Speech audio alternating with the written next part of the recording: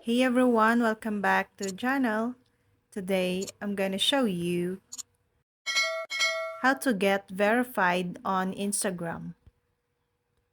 If you're a visual learner, watch our video that covers everything you need to know about getting verified on Instagram. The verification process on Instagram is actually quite simple. Go to your Instagram profile and tap the hamburger icon in the top right corner. Tap Settings, then select Account. Now, tap Request Verification.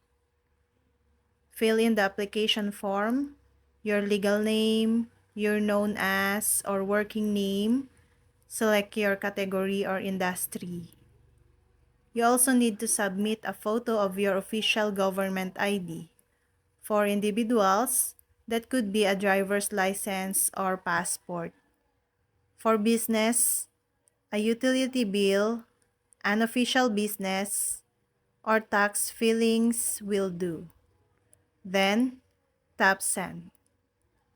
According to Instagram, after their teams reviews your application, you'll receive a response in your Notifications tab because of historical and ongoing issues with scammers. Instagram is very clear that they will never email you, ask for money, or otherwise reach out. Within a few days or a week, you'll receive a direct yes or no. No feedback or explanation. And that's all. I hope this video helped you guys. For more videos, subscribe to our YouTube channel.